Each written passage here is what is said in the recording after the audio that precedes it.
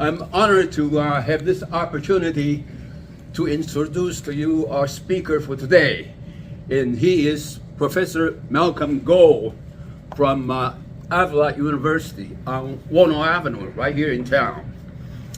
He's from the School of Business, but honestly, I have never spoken to him about economics, which is his specialty. Instead, I tap him for his expertise on birds, birding, and where to find them. Malcolm has been a leader in our local birding community. He's on the board of the Kansas Ornithological Society. And in fact, he's responsible for producing a beautiful annual bird calendar. And I happen to have the one from 2025. So this is his work. Okay. He collects pictures from submitted by local birders, and then he comes out with the annual birding calendar. I'll just pass this around for you guys to have a look. Malcolm is also a reviewer for the eBird of Cornell University. He makes sure that the submissions are up to par, so to speak. Okay. And he's the field trip coordinator of our local Audubon Society, which is the Burrough's Audubon Society. That's the society for us on both sides of the state line. Malcolm is very generous with his time. He volunteers a lot of time beating these field trips. In fact, he just did one a couple of days ago. And by the way, if there is a rare bird that appears locally, he'll be the first one to know. Either he discovers the bird himself or somebody reports to him promptly. Okay? Yes. So he's our local birding source. 10 years ago, I was dying to see a painted bunting, said to be the most beautiful bird in North America.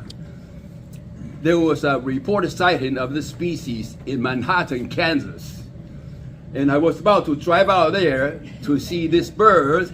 Then I learned from Malcolm that there was a local place where this bird can be seen.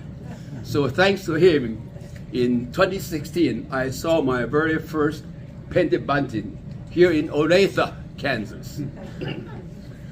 And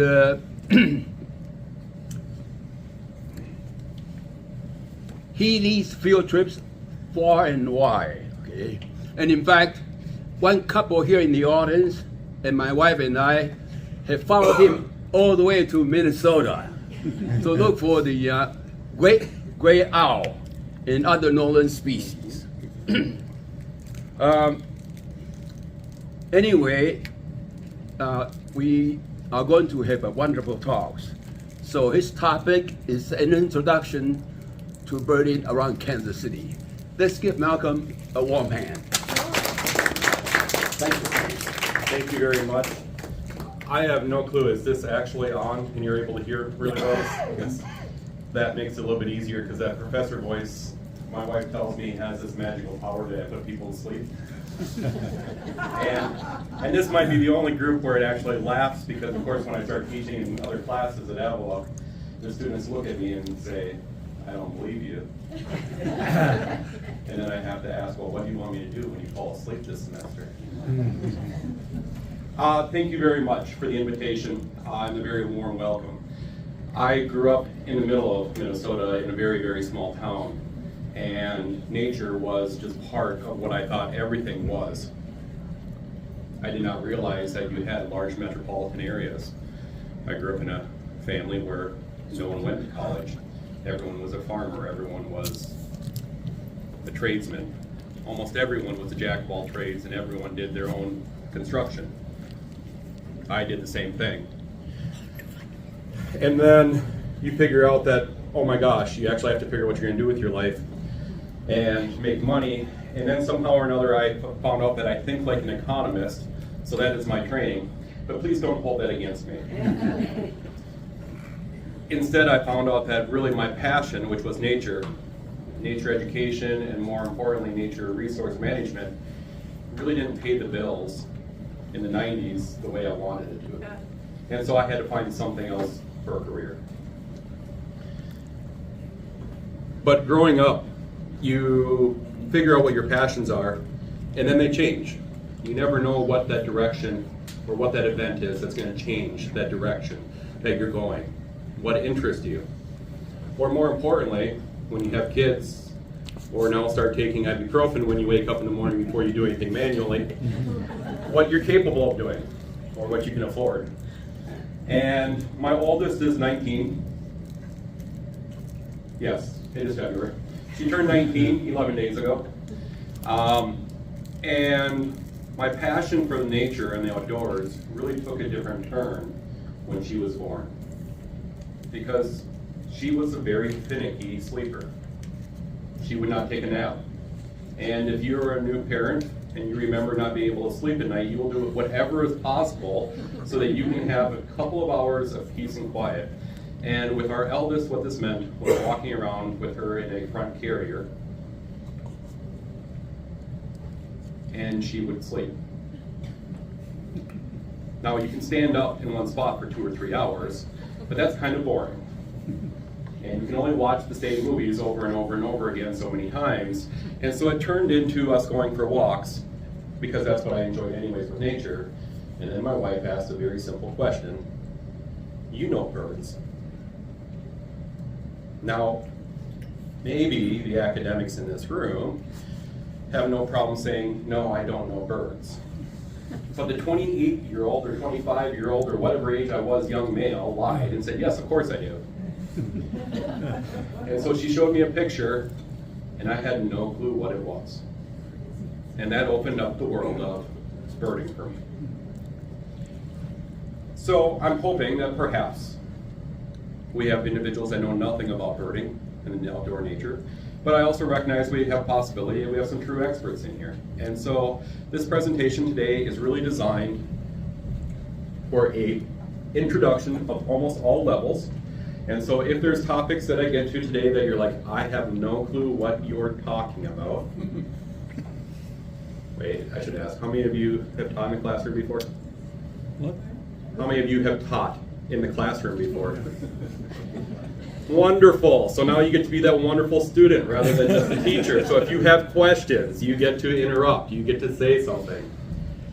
But at the same time, I want to give you a broad overview, because maybe there's one area that you're more interested in than others. And so I think it's a little bit easier if I kind of tell you what we're planning on doing. I'm going to start off by why birding. And this is not just my story. This is why birding in general. This is going to include a bunch of stuff about the economics of birding, the psychology of birding, the happiness of nature, the connection, the belonging. So not just birding, but also other nature activities. I want to be thinking about birding at all levels.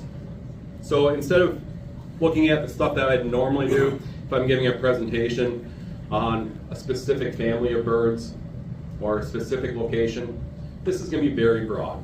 So this is going to be as if you're brand new, just getting into it, or you want to pick my brain afterwards to start thinking about silent flycatchers. Okay? Now, if you don't know what that means that that's like the 8th level of Dante's hell for me, of pain, of the inferno of I cannot figure this out, but I'm still going to go back over and over and over again. The level of insanity. I love the fact that we have a bunch of individuals today of like mind, because that social aspect is extremely important, and that is extremely valuable, in my opinion, around the Kansas City area. I grew up in the middle of nowhere, and when I say the middle of nowhere, we were 6 miles outside of a town of 450. We drove half an hour to get to a town of 9,000. It was more likely I saw deer than people. It is a very different situation when you know everyone, you know their family history, and when someone drives by in a car you don't recognize, you call down the road and say, what's going on? The social aspect of being around others that are like-minded, that have similar goals, is very, very welcoming. And so the birding community has been very generous for me when I moved to Kansas City. And I also want to make sure we understand that that is something that I thought was unique to Kansas City, but I found out later that this is really unique to this community of birders. I did bring a little bit of equipment, but as it turns out, I left most of the stuff in my trunk of my car. And Bob's looking at me and he recognizes my trunk of my car is full of stuff right now for birding. Because not too long ago I was teaching a class, and Bob gave this introduction saying about rare birds, and my phone buzzed during class. They were doing group work. I usually ignore my phone, but I saw the name that came up and I thought it was my daughter. I don't have a whole bunch of MGs that show up, but Michaela Gold is one of them. So I looked over and I saw I had a message from an MG, and so I'm thinking this is my daughter. Since they were doing group work, I'd look at it. Well, it's not from my daughter Michaela, who's in Portland, Oregon. It's from Matt Gearhart.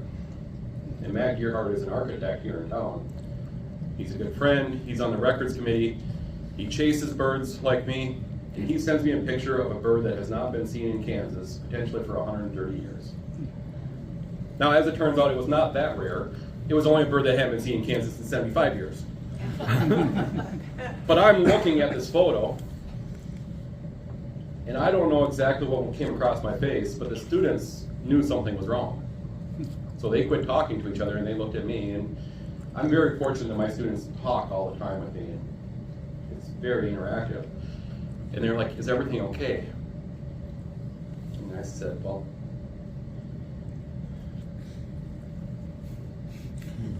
I don't know. And they said, well, what do you mean? I said, well, it's either I have to leave right now because I have family in the hospital and something drastic happened, in which case I would talk to you later, but that's not it. They looked at me and said, is it a bird? I'm like, yeah. And then I said a whole bunch of words that I should not repeat, but I was seriously contemplating canceling class. And word spread enough from one section to the next that the next class I went to, they came in and started talking about that bird and asking why I was still in class. Well, we finished 10 minutes early, and I still made it there before it got dark. And then lastly, if you're trying to figure out where do I see birds, I have some very beginning level suggestions. Because the answer that you don't want to hear is to see birds, just look outside. The bad part is most people say, quit being that smartass. Quit giving us that rhetorical answer. Just because you are a PhD doesn't mean you get to talk down to me. And I'm like, well, you asked the question. They're out there. In fact, this morning as I drove in, I heard 5 different birds calling. I saw about 6 different species fly across the road. They're everywhere. So, why should we think about birding? And for me, I gave you my story for how I got into it. And this was more hubris, but it was that love of nature. And curious, how many of you pay attention to birds? Oh my gosh, you already know all these answers. Birding. We know what we're seeing, but we pay attention. Okay, so birding is a term that often is used for the active pursuit of birds. Bird watching essentially means you're sitting at a window and you're watching the birds come in. And I didn't know that there was a difference, and I don't care that there's a difference. But if you're talking to someone that does, this is potatoes and potatoes, and they might draw a line in the sand. For me, birding is enjoyment of birds. The wonderful thing about this is because I was young before I made decisions as a young man that maybe limited my options. I had kids before I had a job. And if you know what I'm talking about, that means I don't have any money. And so the question is, what can you do for fun? Well, birding is, in my opinion, one of the most accessible hobbies out there. I grew up a golfer.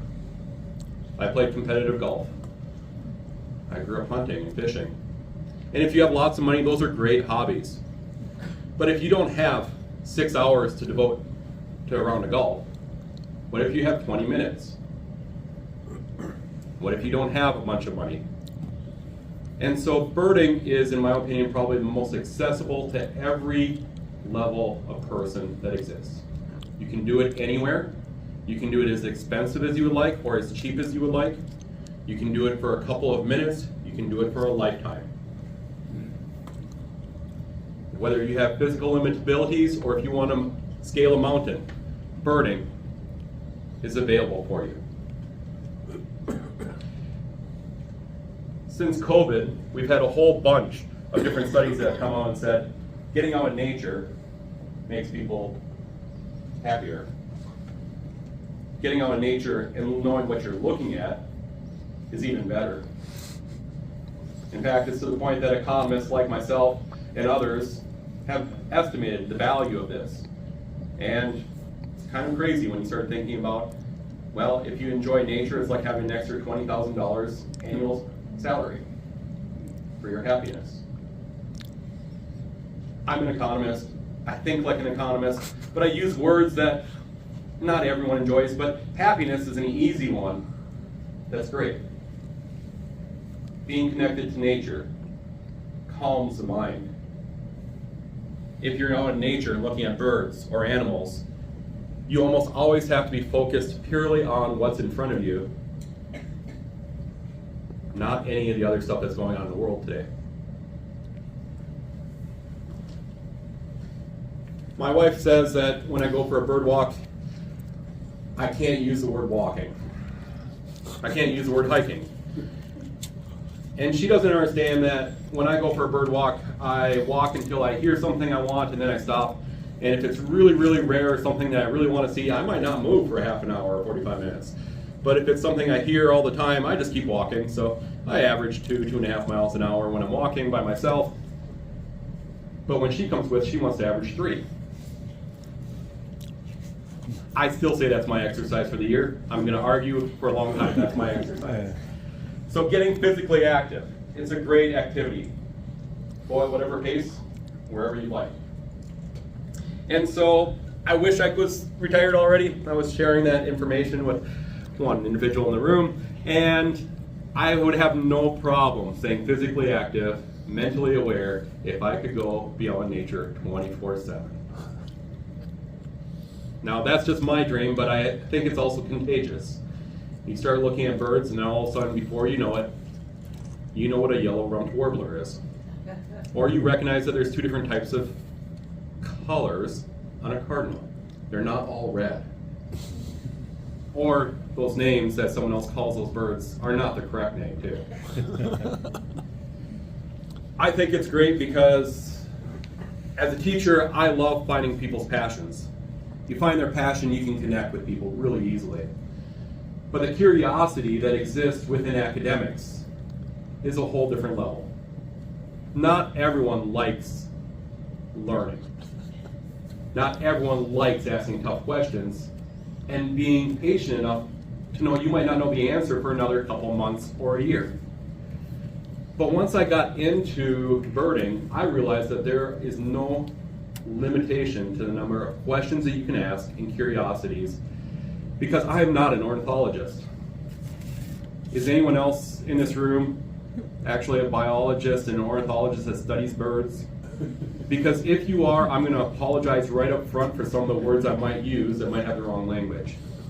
Instead, this is thinking back to when you're dreaming big and you thought everything was possible. There's a lot of research already about birds, but if you love nature, you will find there's a whole bunch of research that's still brand new for brand new species, things that have never been documented, things that have never been found out before, and it's happening even around Kansas City.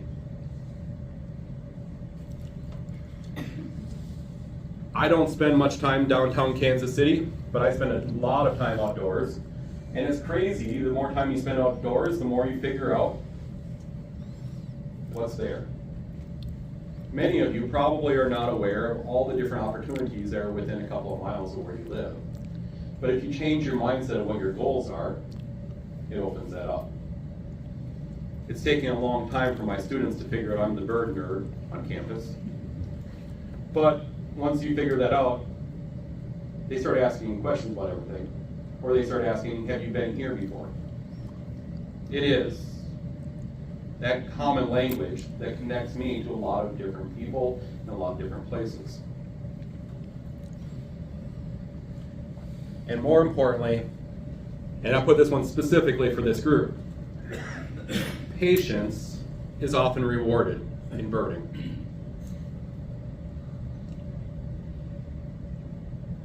We live in a world that seems to be going faster than many of us can travel. We're always torn in different directions, but just to be present, and then not only to be present, but to recognize that sometimes your goal is actually only achieved because you're just present longer, is one of the things that I love about birding. And perhaps you might meet new people that you would never have this connection with before. I have to admit that many of my birding friends, I have no clue what their job is. I've never asked Bob what he did or his expertise. And that's terrible because as a labor economist, I should understand every profession to help the students.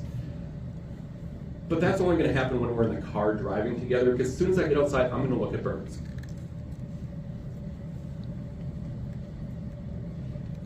Now, birding, of course, is not the only thing that I would recommend, because all the recommendations I said about why we should focus on birding are true for a bunch of other things as well.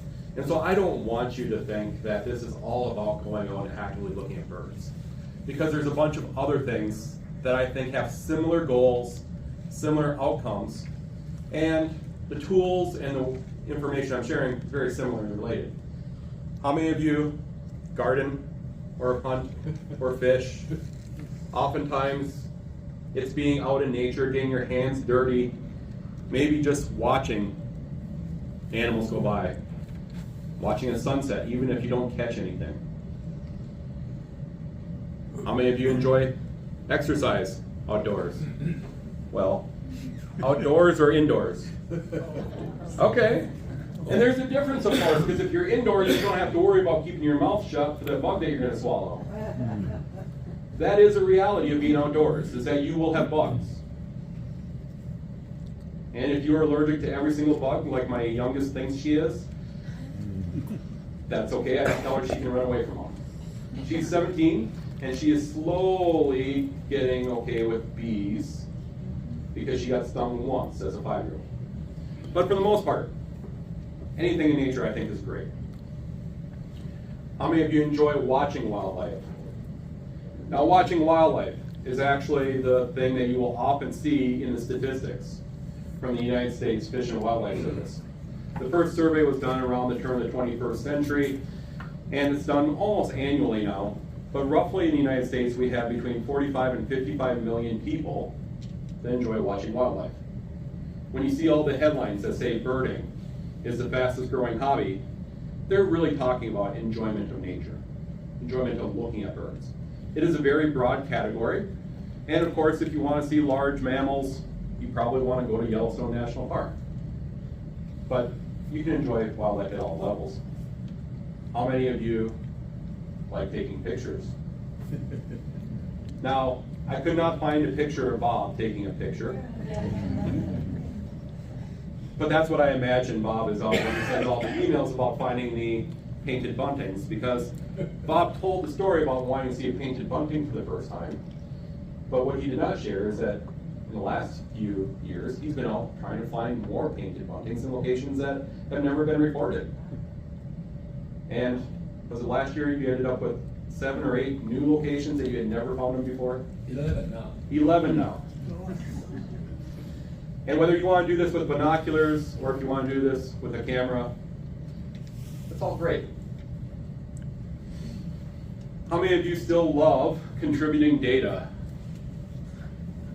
Anyone still like doing data and research? What if I told you someone else is going to use your data and you get to do it for fun? This is contributing to a larger wealth of knowledge, but you don't have to crunch the numbers. You're creating the data set similar to what you would do if, well, the data set I use, stuff like the consumer expenditure survey. We just track what you spend money on. But in wildlife valuations, land valuations, if you go out and you contribute information that's going to go to a larger data set, including eBird for Cornell University's Lab of Ornithology, that data is used in a bunch of publications. And all you have to do is submit your sightings. It's free. It'll keep track of a bunch of information for you. But for some of us, there's been a few years where I've fibbed a little bit on my annual performance review and said I am volunteering for Cornell University. I don't say what I'm volunteering for. Because they see Cornell University and like, sounds great. We don't have anyone else connected to Cornell. Awesome. But the data set is just a publicly used data set so that other people can figure out where to go, what's being seen, or is used in a lot of publications. I got into the world of birding about the same time I got into the world of entomology. I had a really good friend growing up that was an entomologist and studied insects. But I didn't realize how hard insects are to study in comparison to these large, beautiful birds. Because the birds are noisy. The birds are big. You can see them easily. Yes, they fly away if you get too close, but they're colorful. And even when I got into entomology in my 20s, it was hard to see bugs unless I'm on the ground flipping rocks or able to catch the flying ones. But I found out because of a lot of the machine learning, because of the AI, that iNaturalist now makes our life so much easier that if you find some specimen, some bug, some plant that you don't know what it is, you can take a picture and it will probably tell you what it is. And it's a great tool.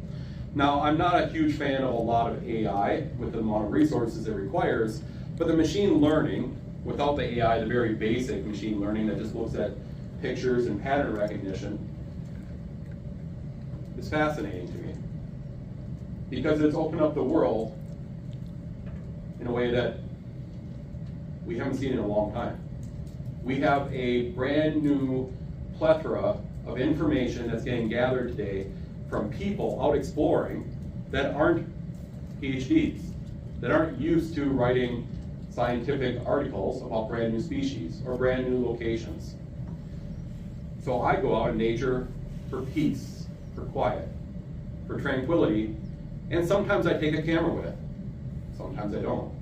But if I take a picture and then put it on iNaturalist, then I get contacted by the state of California, or the state of Idaho, or Kansas Parks and Wildlife saying, did you really see this animal here? Because it's maybe the threatened species, or it's endangered, or it's a range expansion, or it's the first time that this species have ever been seen in the state. I'm not an expert in bugs. Arguably, I'm not an expert in birds. But for someone that likes nature, this is amazing, the contributions that you can have just by being present. Okay, so this is where I put all my thoughts of how to condense it down for people of birding of all levels. And I'm pretty sure I'm making things up here. So if you talk to someone else that actually has studied this, they're probably going to say, what the heck are you talking about? But here's my truism. Here's your scientific law. It's supposed to be fun. If it's not fun, do something else. That's it. That's my economist lecture for the day. Okay, you get free choice to do what you want. So don't feel guilty that you enjoy nature and birds, but you enjoy it in a different level than someone else. So no matter what I say in here, don't feel guilty that Malcolm is kind of in the deep end and can't figure out how to get out of this level of addiction. Focus on what you enjoy. Okay? So this is the part that I'm going to leave up here for all these levels so you don't accidentally forget it. You can be a backyard feeder watcher. I thought I knew birds because my grandparents fed birds. They had purple finches, they had cardinals. My grandma remembered an odd robin. Well, it wasn't an odd robin, it was actually a varied thrush. She didn't have a bird book, but varied thrush is very similarly related to a robin. It's a very similar shape. It behaves a lot like it, but the varied thrush is a western high elevation bird, and it looks a little bit different. I grew up hunting, so I knew ducks. How many of you know a tufted titmouse? Oh, I gotta take a step back. How many of you know cardinals? How many of you know that there's a bird that looks a lot like a cardinal with a crest on the top, but it's all gray? That's the tufted titmouse. It's really the only 2 of 3 birds that we have that have that crest on the top. The other one is the blue jay, who never shuts up, and I didn't even ask if you know what a blue jay is. Blue jays are, of course, part of a family of birds that are extremely smart, but the appearance of birds, their shapes, their sizes, these are things that captivate your mind. The colors are amazing. I wake up in the morning and I ask the question, should I wear black or brown? And when it's really fun, I do something crazy and I wear green. There's not too many colors that I get to wear, but could you imagine waking up and saying, wow, I just get to be this color and I want to be more flamboyant? Because oftentimes in birds, it's the most flamboyant, the most colorful that are successful at the primal level. So if you're thinking about backyard feeder watching, I want to give you some pieces of information. Birds are very habitat specific. You're not going to find too many people that dropped out of high school in this room today. The habitat specific location that we think of people and how we gather around similar like-minded people happens with birds as well. Certain species are found in certain locations. Now there are some generalists. Cardinals, very general. They'll go almost anywhere. American robin, perhaps the most accommodating of any habitat, found almost everywhere. But there are a lot of species that are only found in very specific types of habitat.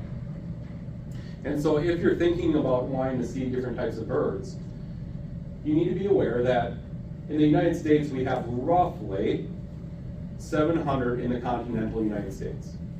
In the Kansas City area, we've probably had close to around 400 different species seen in the Kansas City area. But you're probably only going to have 20 to 50 in your backyard ever. Now, I don't know if that intrigues you, but if you want to see more species, you're probably going to actually have to go somewhere else other than your backyard. However, chickadees are great. I love the fact that they can hang upside down. I love that they're curious. I love they're very social. And if you want to have a bunch of fun, go put a stuffed mannequin in your backyard with their hand up like this and put seed on it. And for the next month, keep putting seed on that mannequin.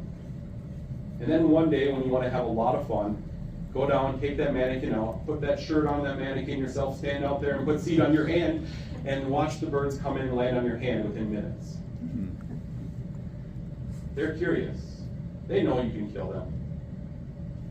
But you're not tracking them down trying to eat them, so they don't care. They get habituated very easily. And I love chickadees because if I hear chickadees, I suspect there's other birds with them. So this is kind of the quintessential backyard bird, in my opinion.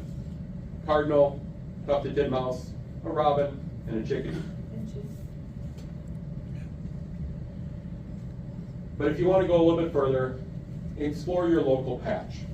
And the patch is whatever you want to define it as, whether this is the local park or a multi-use trail, maybe your neighborhood, and walking through the neighborhood. This is something that, as birders, we typically want to think about. This is that green variety. This is the one where you do not have to hop in a car and use any fossil fuels. This is something that's close, something that's easy. Because if you think about your local patch, you're very likely to get a bigger habitat variety. Whether this is the mature trees in a neighborhood or whether this is a stream, you're likely to get more birds there. I love Kansas City because of the amount of green space that exists. It's very spread out, which makes it more problematic if you want to go to one side from the other. But we have a bunch of parks, and those multi-use wastewater storm runoff drains that are throughout the city, they're great for birds. Just don't walk down them after it rained because you might have mud on them and they probably smell. I suspect, and I'm predicting, that if you just go from your backyard into your local patch, you're going to probably at least double the amount of species that you can see. And possibly more depending on how quality your local patch is.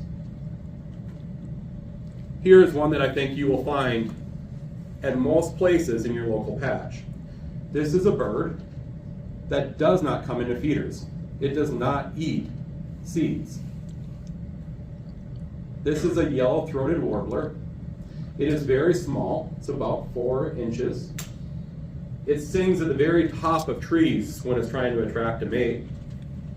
They're almost found around all the water sources and all the streams in Kansas City. They are a migrant, so they are not here right now. They will be back in roughly 2 months, middle to end of April. They're one of the very first ones to come back. But if you have not seen a yellow-throated warbler before, this is awesome. Well, my wife is the creative one. I'm not exactly sure why she ever agreed to spend time with me in the first place, because I am very rigid, mathematical, economist think. But she's creative, and I couldn't imagine however we came up with this color pattern for this small little bird. And if you think this one is unique, we have roughly 35 more species in this family of wood warblers that are all small, all very brightly colored, that eat insects that don't come into your backyard. Now, if you're sitting out in your backyard and you're looking at the top of the trees, they're flying through your backyard. They're coming and eating insects, but they're not going to come down to your water feature. They're not coming down to your feeder, and you're not going to see them just by looking down.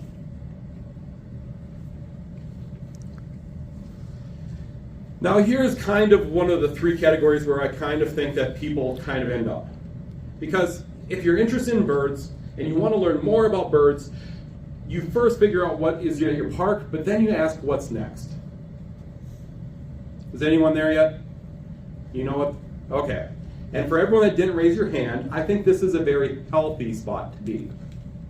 The always birding means that you are now curious about what is present in nature. And you can pay attention to this whatever you're doing, whether this is in a parking lot, or if you're going to a hospital, or if you're traveling to see someone else. The always birding simply means that you are paying attention to birds wherever you are. This might be a parking lot at a McDonald's or a Burger King if you're in the West Coast, because that is where you see Brewer's blackbirds. It's kind of like if you go to Wichita. Everyone knows where Wichita is, right? And you stop at any of the grocery stores, any of the places to eat, and you have these big black birds with long tails that are squawking and yelling at you. That great-tailed grackle wasn't in Wisconsin or Minnesota where I lived. So the first time I saw them, I'm like, this is awesome! And my wife's like, they're all over! I'm like, I don't care, this is still awesome.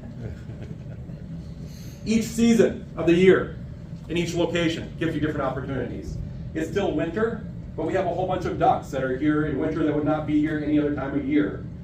In another month and a half, we're going to have spring migration and northbound migration, where we're going to have shorebirds come back in numbers that are just phenomenal. we'll have millions of shorebirds coming through as the millions of snow geese depart. We also get these small little passerines that come in, like the yellow-throated warbler. Then in summer, we have the birds that are here nesting. They will try to raise at least one brood, and depending on the species, they might have 2 or 3. Or that bird that's in your backyard that makes a lot of rattling noise, that Carolina wren, the one that if you go sit out there is going to come hop on your toe and look at you and chatter. And a few of you are nodding because you know that they are very curious as well. They might have 4 or 5 broods in a year. And then in the fall, we have southbound migration. And all the birds that came through, that went all the way up to the northern boreal forest and up to Canada and the Arctic Circle to breed, are then coming back south. And so we often see specific birds at specific times of the year in specific habitats.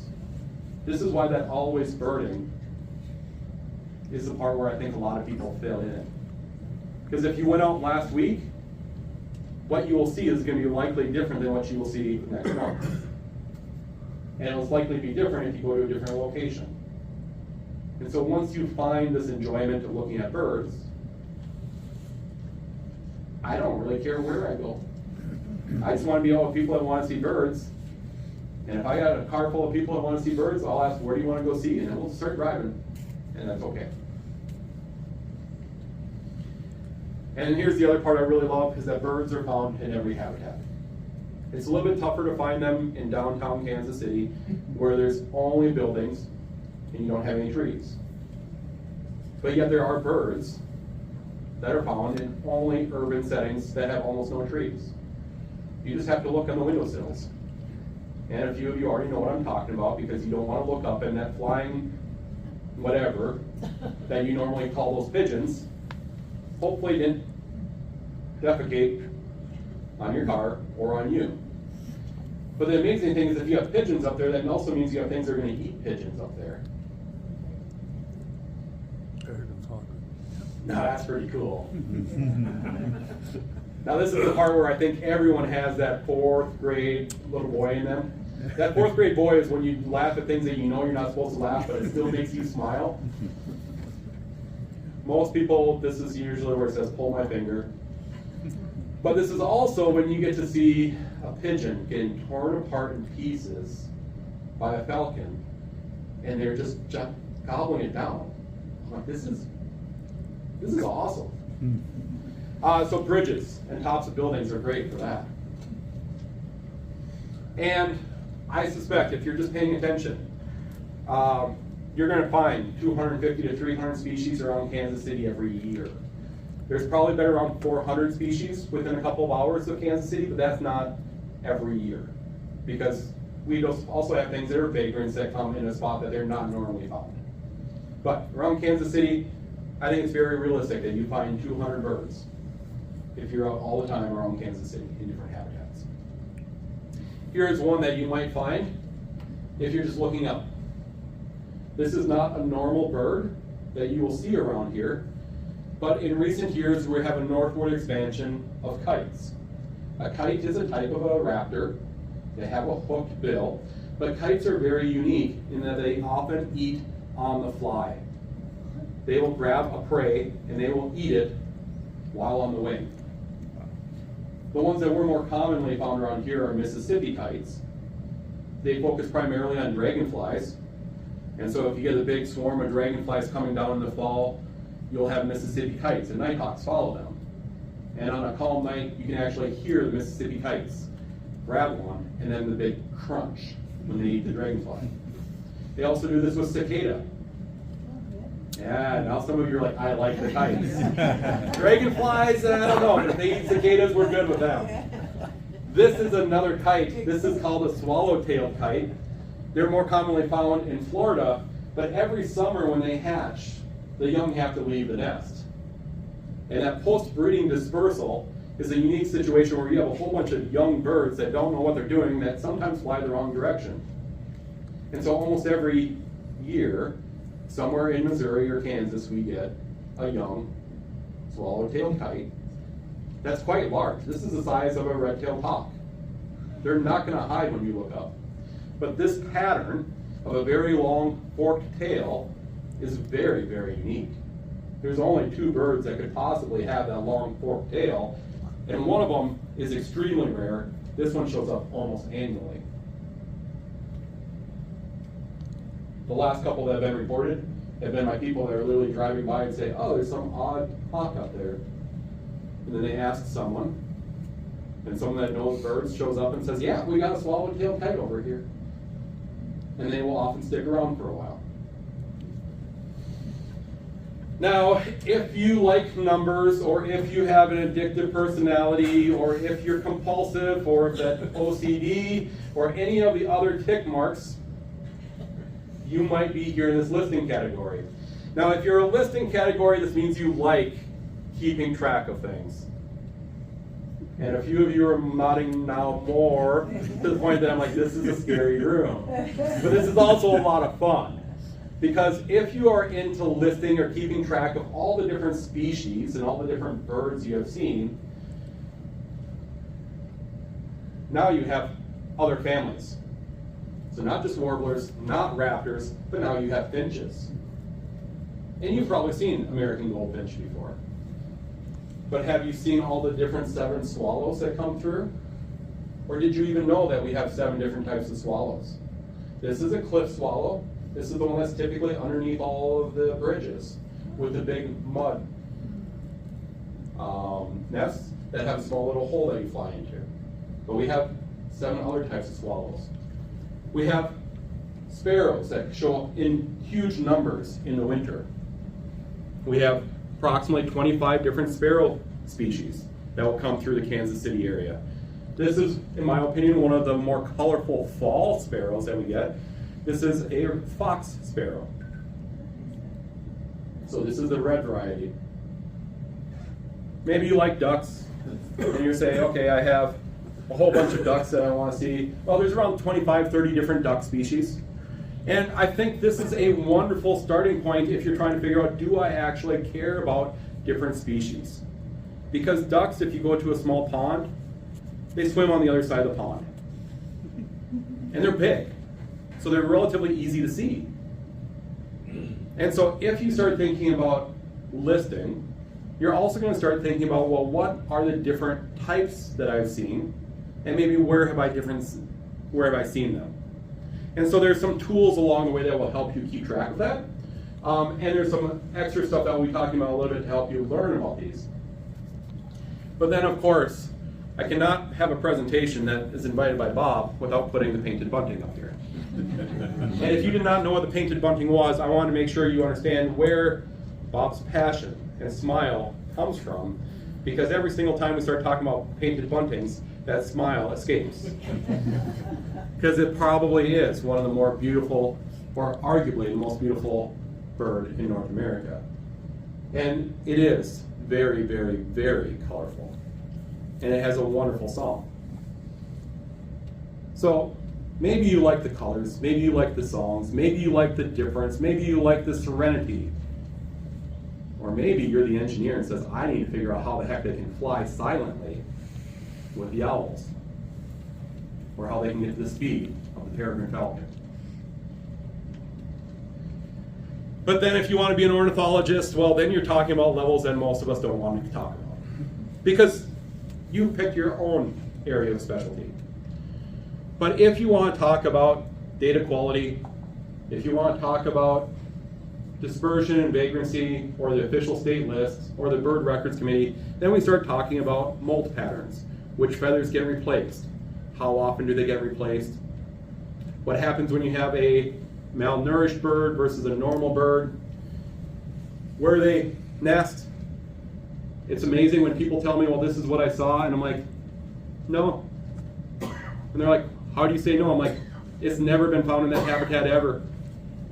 You will not find that bird in July in that habitat. That is something that comes with the level of expertise. I have a lot of friends that can identify almost every bird that are up here in the listing category, but don't like getting down to this level. I have some friends that they think very differently, and they love one family of birds. Raptors is a very common one. They're large. And the differences between raptors is still not even understood. Some of the current research right now is trying to figure out why is it that all the different red-tailed hawks look different. And the question is, do we have 6 subspecies, or 11, or 13, or 19, or 20, or 21? Because experts at every level are arguing right now. And so they're out taking pictures. They're capturing them. They're putting on little GPS tags on them to figure out where they're going back for breeding. And then they find out that all the ones that look different, that we think are different, they're all in the exact same spot in the summer, and they just somehow or another figure out how to hook up in such a way that makes the disco ball and whatever happened in your 20s and 30s look normal. I don't spend a lot of time down there, but I spend a little bit of time. I live in these 3 a lot, but growing up, this is what I did. When my kids were young, this is what I did. When my parents visit, this is what we do. I don't take them to do all this other stuff. My parents love nature, but my parents don't want to go spend a half a day driving somewhere to see 50 species when we can go for a walk for an hour along Corporate Woods by the 69-435 intersection. We just go for a walk and do the patch burning. So whatever it is that you enjoy, figure that out. Be open to it. And just make sure that it's always about fun. Now here's the fun part. And this is the part that as an economist, as an introvert, that people are the tough part of my life. You know how hard it is to ask someone and say, tell me truthfully what you think of this. And they're like, yes, I'm telling you the truth. And you know what? They're probably not telling you the truth. The social aspect is really hard, but if you can find passions and you can find people that do the exact same thing as you, it makes it very enjoyable. And in birding, I have found more people that are just honestly themselves and truthfully just happy being outdoors in almost anything else that I've ever done for business or for work or academia. I don't want you to think back about your co-authors and think of all those different things that you've ever thought about those co-authors. Not the right time to do this, because in the birding community, it is a lot more honest. You go on birding field trips because you enjoy looking at birds and being around other like-minded people. I have a whole bunch of different locations and options in these slides that I've shared with some links about where you can go on some birding field trips. A lot of these I've actually led field trips for just because I love nature and I love learning. Some of the best things that ever happened for me is when I go with people and I say, I don't know anything compared to them. They're the experts. Even though I played competitive golf and shot under par almost every round, going out and playing a round of golf with 4 people and I was the worst golfer, that was my best round ever. I didn't want to be best. I wanted to learn. Similar is when I go out on birding field trips. I learn more from others who tell me where they've seen birds or how they've observed it.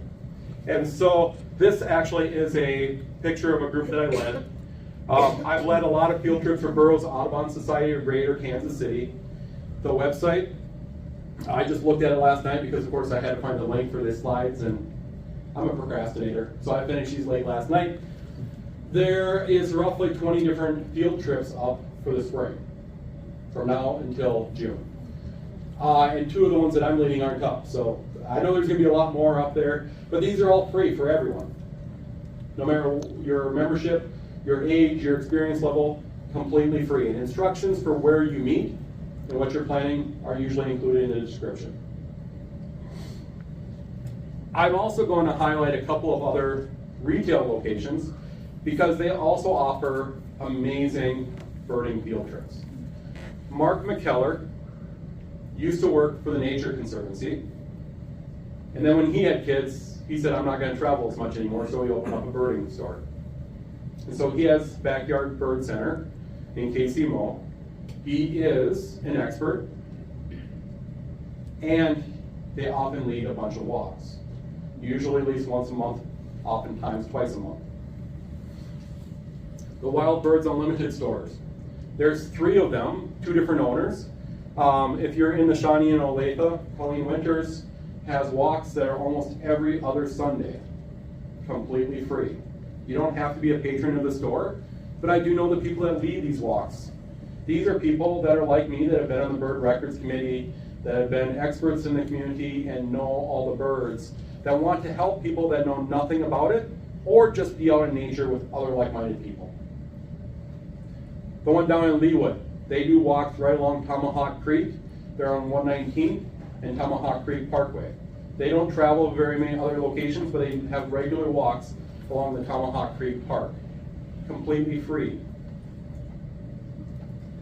The Overland Park Arboretum. They have changed from used to be a completely free walk to now charging $10 to go on a bird walk. This picture actually is at the Overland Park Arboretum. And this was one of the field trips that I led. They have binoculars, enough for everyone that signs up. And the other ones, they often have a 1 or 2 extra pair with, but these are volunteers that are doing it. At the Overland Park Arboretum, they've actually spent money and they have a closet full of binoculars to hand out for free.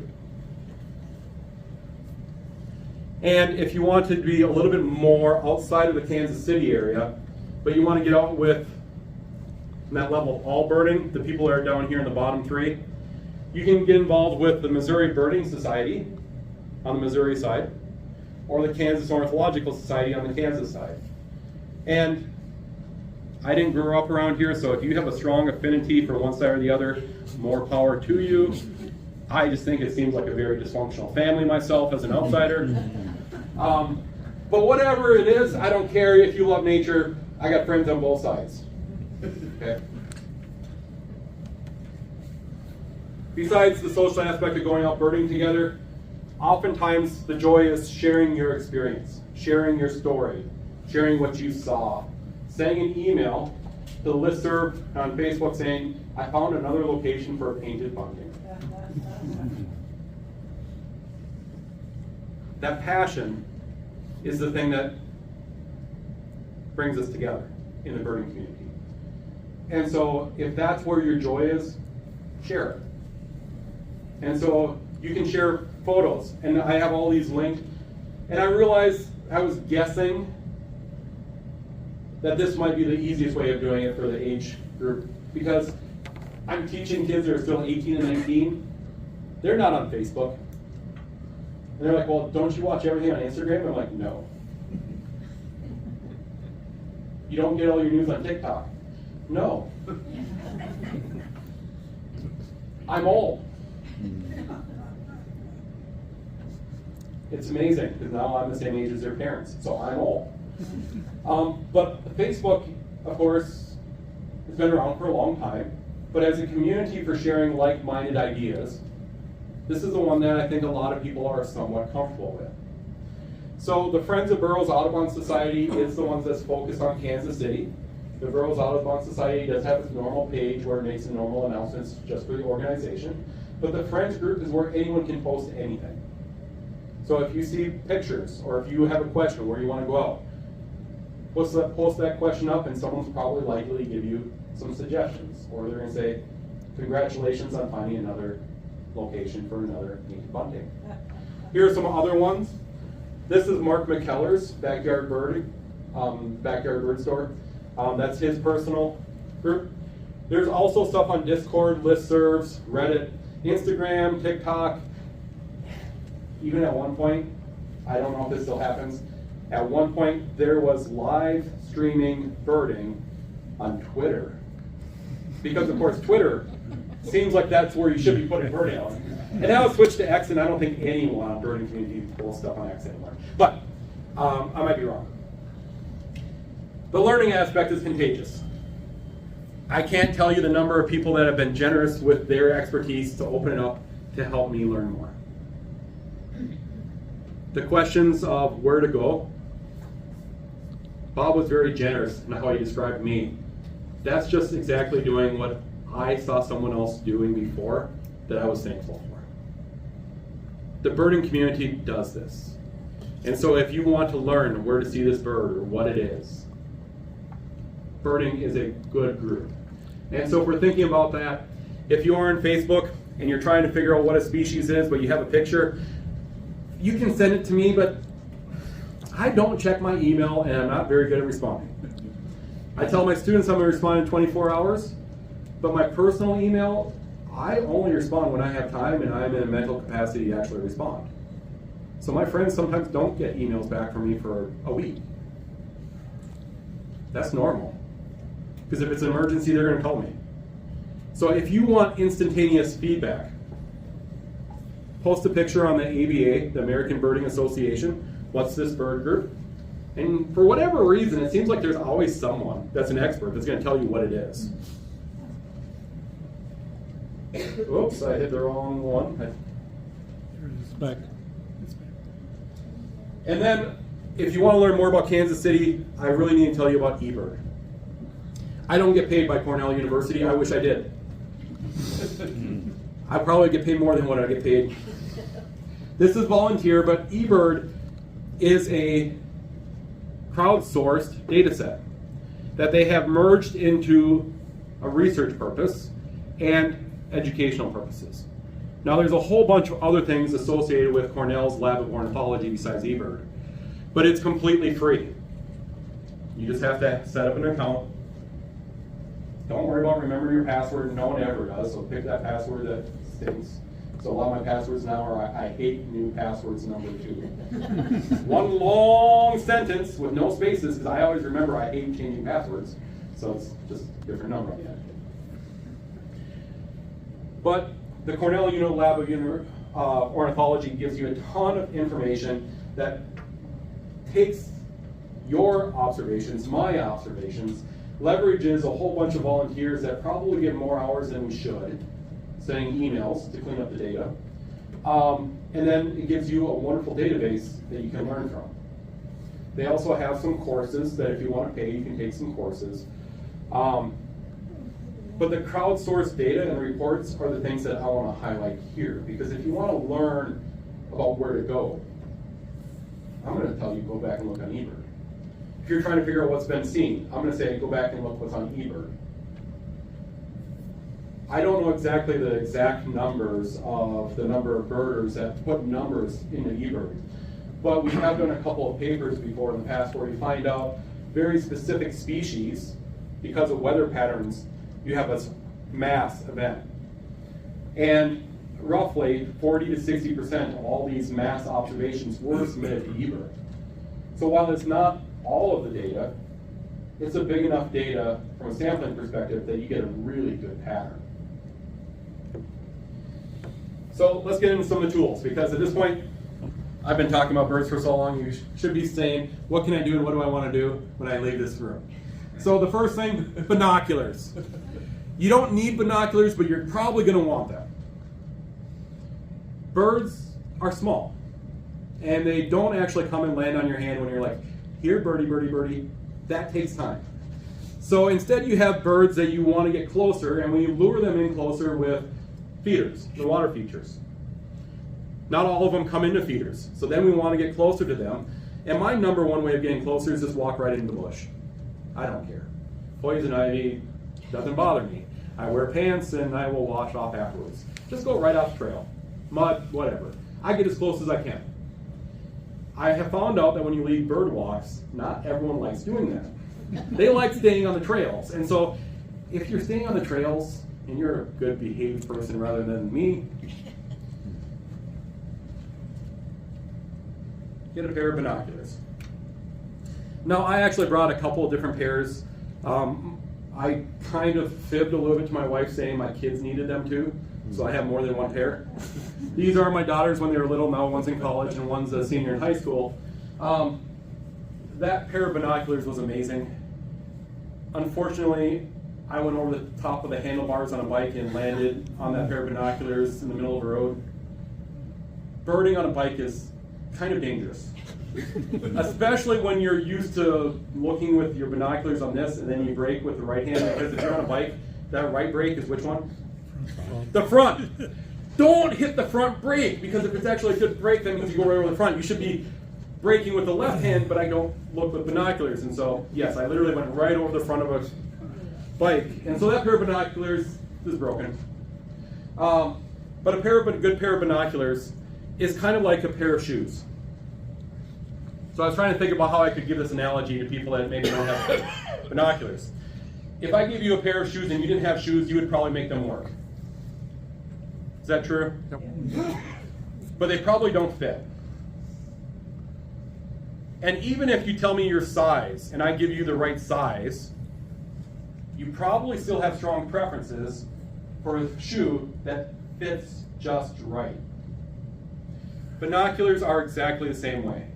You want to try the binoculars to find the ones that work well for your hand, for your eye, and what your purposes are. So some of the different things on binoculars are the magnification. So if you look at the numbers at the very front, you will typically see two different numbers. These are 8x42s. I said the right numbers. These are 8x42. The first number is the power, that's the magnification. The second number is the size of the diopter, and it's the amount of light that essentially comes in. You typically want more light than less. The very, very small compact binoculars are really hard to use. So the ones that are a little bit bigger, that only have one relatively sturdy hinge, tend to work better than those really, really small compact ones that can fit in your wallet. Whether you use 8 power or 7 power or 10 power really depends on your specific purposes. If you have glasses, I got glasses when I was 11 because I grew up hunting and I shot a doe. And I walked up there and it was an 8-point buck. At 60 yards, I could not see the antlers. My eyes were that bad. I've worn glasses my entire life, contacts, and had LASIK. Binoculars are great for anyone that has challenges with eyes and eyesight, because if you spend enough money, and when I say enough, it's usually around $150, for anything that's about $150 or more, your binoculars will have the eye cups that work for eye relief. So if you're wearing glasses, you put them in. If you don't have glasses, you pull them out, so that your binoculars are about that far from your eyes. In addition, the binoculars are great even if you have cataracts, or if you have different eye powers, or stigmatisms, because you can actually fine-tune the right diopter on binoculars separate from the main focus, which focuses on the left one. And so if you have a set of binoculars that fits your hand well, that fits your eyes well, so you can just pull them up and look through them, and then you fine-tune them, I've had so many people that say, I can never look through binoculars. But then I show them how to set up a pair of binoculars, and they look them up and they're like, oh my gosh, I've never been able to see so well before. Because as someone with glasses, you know exactly what I'm talking about if you take your glasses off. Yep. And then if you put on a pair of binoculars and you look through them and they're better than your glasses, but now you're seeing a long ways away, it's so good. The only bad part is taking the binoculars off and then not being able to see again is problematic. Is that true only for newer binoculars, or how long ago was that? It's roughly about the amount of money you spend. Okay. So not every pair of binoculars will actually have the exact same features. If entry-level binoculars are kind of in that $150 to $300 range, and so you can get this with Nikon or Vortex. Those are kind of two that I recommend for people.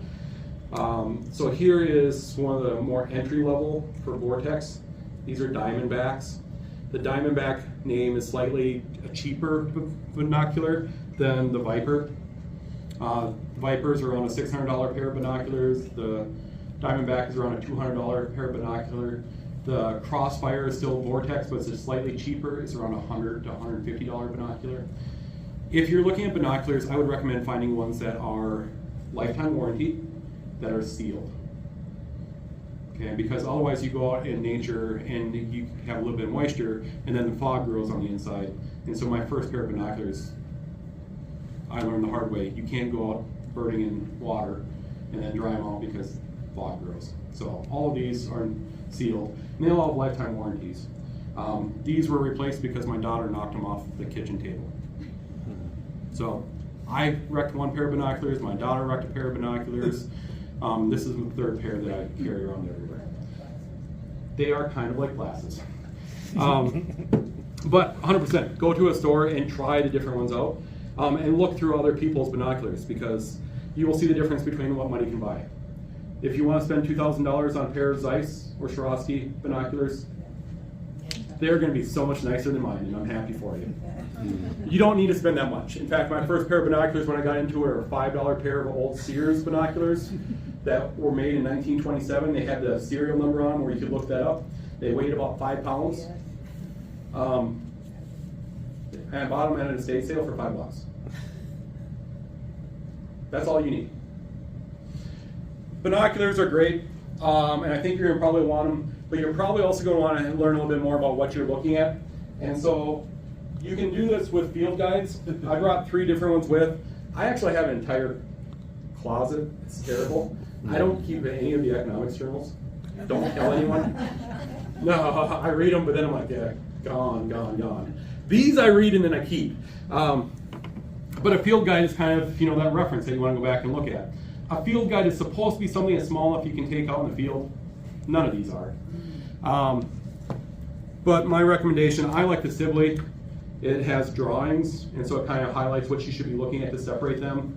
The beginning of a field guide book is awesome because it has a bunch of information that you should read to learn about what you should be looking at, the parts of a bird, so that the verbs of, calm, in flight, those all matter about the posture of a bird for the position of the feathers when you're looking at them.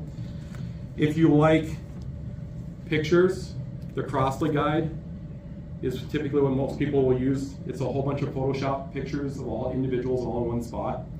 So Richard Crossley is a very high preference for photography. If you want a more local one, this book just came out this last year by Bob Gress and Pete Jansen. They've been giving some talks. They gave a talk in Kansas City area a couple times.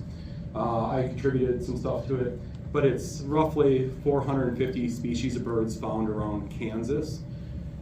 Kansas has close to 500 on the official list, but some of them have only been seen once or twice, including the one that showed up this last fall where I wanted to cancel class.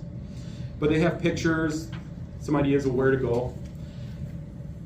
I also realize that some of you like using your phone more than I do. I'm getting at the age now that the kids are right. I'm getting to the age now that I am old. And I'm okay with it, but I don't like using my phone. It's a lot tougher for me to use my phone, so I like the books, but you can also get your field guides on a phone. In addition to having some field guides and binoculars, your cell phone works really well because it's amazing what happens when you know a couple of people and say, I'm out looking for this bird and I can't find it. And then if you know the right person, you call them and you're like, well, you have to go south 50 yards. And they're like, well, what's south? I'm like, well, I know where you're at. Look around, you see that cell tower? That's south. Really? I'm like, yes, go towards that cell tower and then look to the right, you'll find it. We live in a world today that's so much easier to find birds than ever before. The social aspect really helps with that. eBird can be done on your phone, but it can also be done on the computer at home. And eBird is great at telling you some other ideas about where to go and when things are going to show up. Merlin, how many of you have heard of the Merlin app? Isn't it awesome? It's awesome until I'm leading a field walk and someone's like, oh my gosh, you actually know what you're talking about. 3 times. It's amazing when you get that introduction and they say, yes, this is an expert, that just glazes over. So I'm leading a field trip and they're like, oh my gosh, it's almost as if you actually know what it's going to tell you. And I'm like, yes, and not only that, but I can tell you how Merlin works and how it identifies it, and I can tell you why it doesn't tell you that this bird's over here and this one's over here. They're like, Merlin is great for telling you where other birds, what other birds might be present, because it takes in a spectrogram, an audio recording, takes a picture of it, then it takes little snippets of those pictures and matches it to other snippets. The bad part is that little picture, if you have a very short song, doesn't always match extremely well. And so sometimes it will tell you things that are not actually there because it's the best guess with machine learning.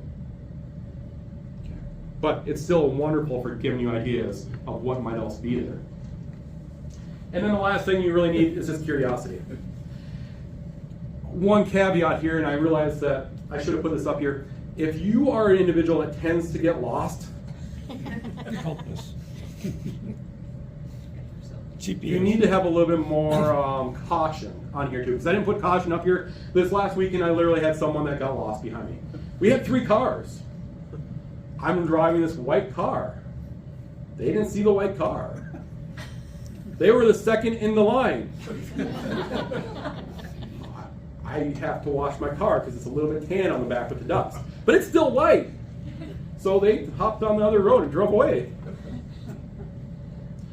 The bad part is I tried calling.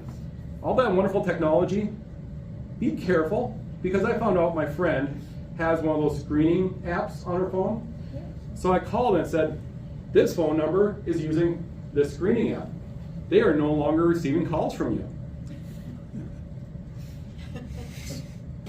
She's lost. I know she's lost.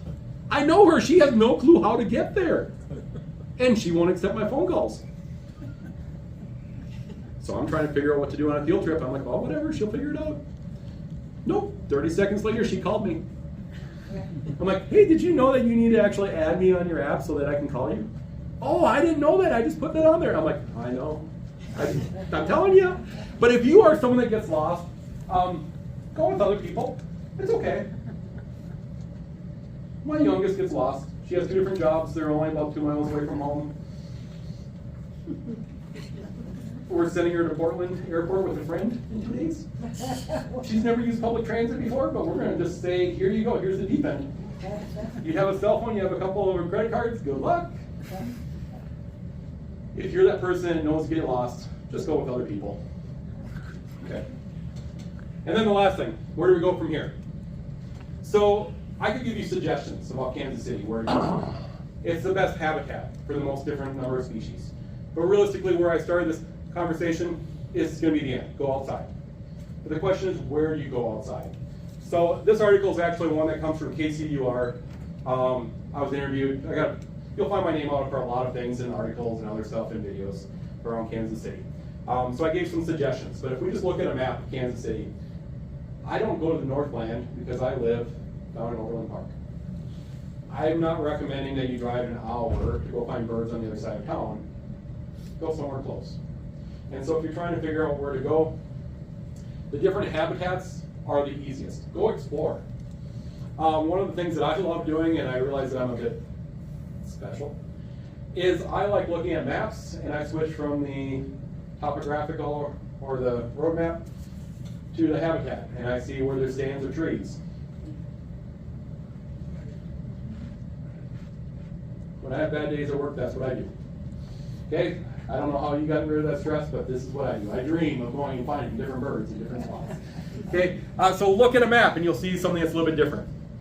The other thing you can do is you can go to eBird and the eBird hotspots. So I'm one of the hotspot coordinators. There's actually about 5 of us in the Kansas City area. And what these are locations where other birders or other individuals might want to go to find birds. These often include every park. So if we think about all the publicly accessible locations and parks, if you go to eBird, and I have them linked for that eBird hotspot, every little pin up here is an eBird hotspot. And not only is it a hotspot, but if you click on that pin, it's going to tell you what species have been seen, and it's going to give you a bar chart for what time of year was that species observed. So you'll have a bunch of ideas about, well, what happens if you live in the Northland. The place to go is 100% Smithville. That is amazing location for birds. If you live over on the Missouri side, Lake Jacomo and Blue Springs Park, that is just phenomenal. If you live in Overland Park, the Shawnee Mission Park, and the amount of habitat around the Mill Creek Streamway, those 3 are the best. And if I live down here, I'm probably not driving an hour to go to the other ones. But if you look at this map, you're going to see there's tons of locations between them. So I don't always drive to Shawnee Mission Park because I live down here. In fact, what I usually do is I go down there because there's no one that lives down there. And it's so nice. If I break down, I know someone's going to come by and they're a farmer and say, hey, do you need help? When I park the car on the side of the road, almost everyone says, are you okay? For me, that's more of what I grew up with. And then, if you're really curious and you're trying to figure out, I want to see a specific species, that eBird feature you can do as well. You do a search for a specific species, and so here is a map of all the locations that Bob has submitted for painted buntings. Is that correct, Bob? Close. Close. This actually is a map of searching of painted buntings around the Kansas City area. And so if you do a search for a very specific species that you find in here, because you're looking through and you're like, you know what, I really, really, really want to see, well, that's not a good example. A winter wren, you can go do a search for a winter wren, and it will tell you where winter wrens have been reported. And not only that, it will tell you where it's been reported, but it'll have it color-coded, so all the ones that are red instead of blue means it's been recent. So someone's seen it just recently in that location. Now, as it turns out, even though I told you that you could probably interrupt, I think I was talking too fast and no one interrupted. So here's kind of what we went through. If you happen to see one of these little guys, please send me an email. Okay? This is my new nemesis for Kansas City area. This is a northern saw-whet owl. I know they come through. I have found them in 8 different counties in northeast Kansas. Can you tell us what they sound like? Because, I mean, many times I have a bunch of owls around my house, and what I hear, I don't see. So they're out there at night. Yeah, okay. Well, I'll keep that in mind. Thank you. I had one of these actually calling when I was camping in Colorado. But I had a friend that happened to be out there and I didn't even know he was there. And so I sent him a text and said,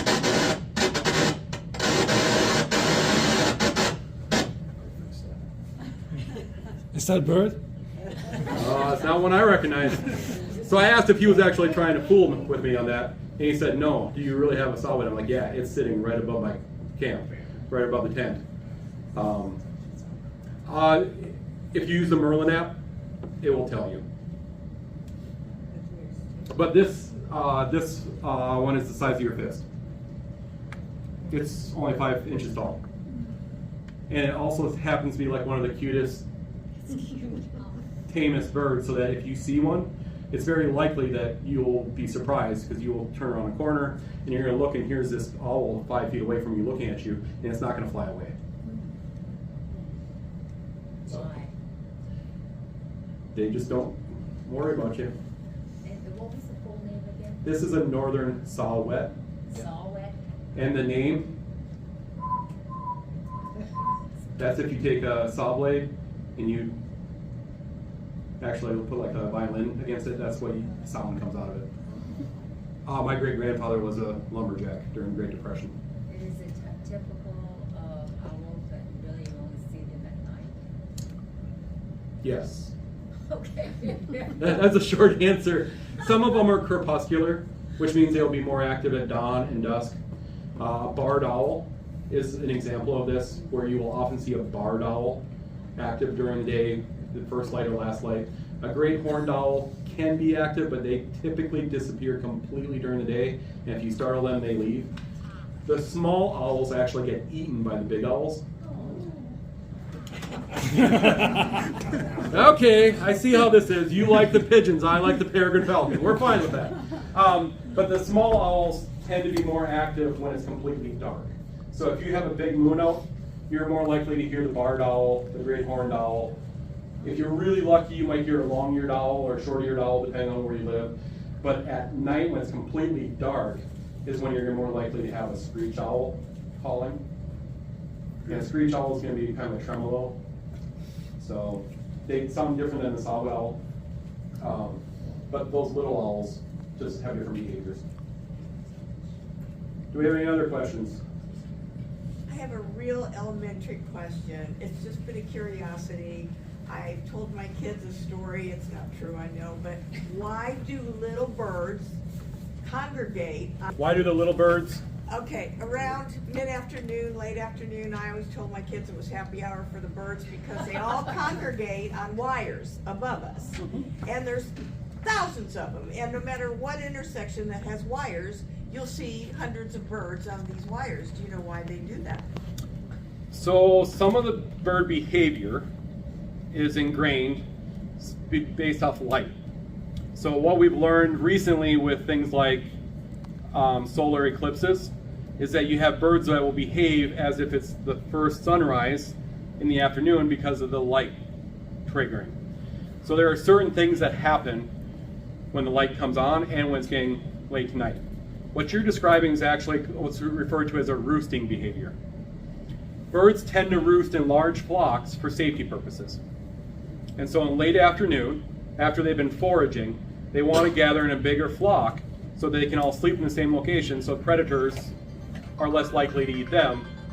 They're safer in larger numbers. And so a lot of birds like starlings and grackles, they get on top of the wires, and you'll see them almost always late afternoon in big flocks. And I'm guessing that's a big description for that. Okay, thank you. Is that similar? I mean, there are places where I walk and there are bushes, sort of evergreen bushes, and I mean, they're just singing. The bush is singing because of the birds. So is that a similar kind of thing? You've described house sparrows. Okay. House sparrows are extremely adapted around urban areas. And so they are, I can't remember the exact right word, they nest as communities rather than individuals. And so they are almost always as a flock, and they're always very social in groups. And so if you're going around urban areas and you have a bush that's just shaking and making noise, it's almost guaranteed to be a house sparrow flock. And that's their type of behavior that's very unique among some of the other species. Okay, because of the lateness of time, one more question. This is an easy one. When are you supposed to start feeding the hummingbirds? The rule of thumb, tax day. If you, because it's easy to remember. Sure. Yeah, and if you're really worried about them, put it out a week earlier. Orioles tend to be a week or 2 weeks earlier for the very first ones, but tax day, April 15th, is a very good first arrival date based off the last 20 years. All right, folks. Let's thank our speaker for a wonderful talk.